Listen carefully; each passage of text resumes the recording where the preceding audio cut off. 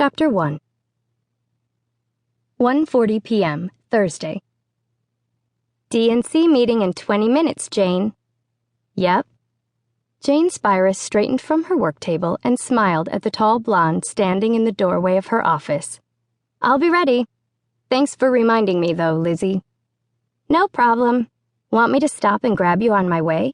Just in case you get too involved in what you're doing? Jane didn't take offense at the offer.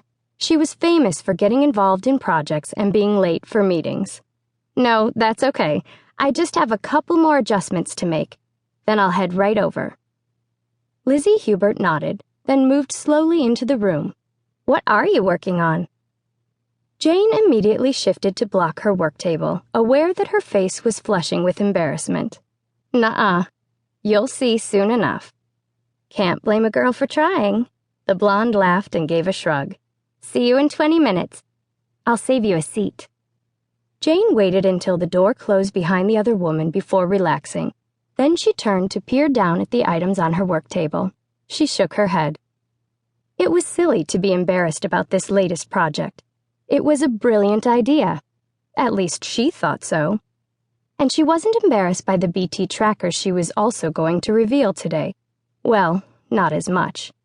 Yet somehow these mini missile launchers made her blush and want to squirm every time she thought of presenting them. Of course, this was one aspect of her job that she truly disliked anyway. She loved creating new weapons and spy technology for Bliss, but loathed presenting them at the monthly development and creation meetings. She was a very poor public speaker. Stammering and stumbling over her words, she knew she often sounded like a fool. It was amazing to her that Y approved any of her inventions for production. Jane made a face at the thought of the head of Bliss.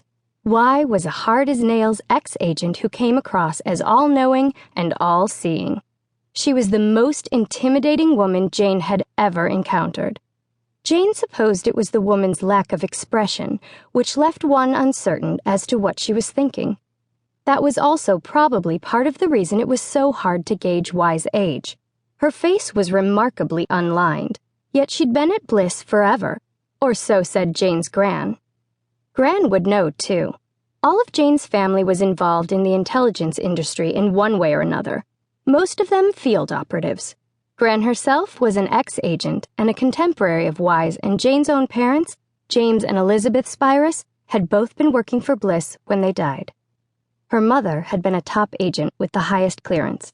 Her father had been a scientist working in DNC. They had been killed when their car exploded on the way to a company party when Jane was just 5.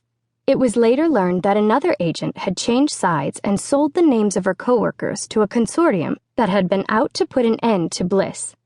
James and Elizabeth had been 2 of 6 employees killed before the agency sorted out the matter. After her parents' deaths, Jane had found herself living with her grandmother. Maggie Spyrus, James's mother, had seen to it that Jane took all the lessons necessary to grow into a good agent. Languages, martial arts, sharpshooting. But in the end, Jane had decided to follow her father's path instead and join DNC. She just didn't see herself as the risk-taking type. She preferred dusty old books and tinkering with technology to the adrenaline-pumping, life-threatening daring-do of being an operative. She liked to think that her job developing innovative new weapons and gizmos was just as important, though.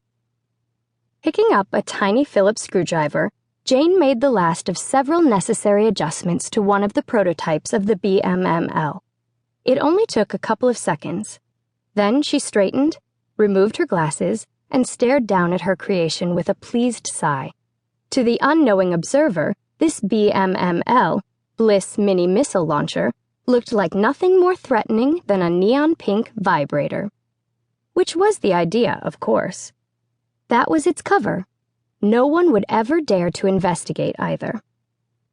Grinning, Jane began to pack everything away into her briefcase, then reached across the table to turn on the radio. She kept it tuned to an 80s hit station, and Whip It by Devo filled the room. The opening beats made her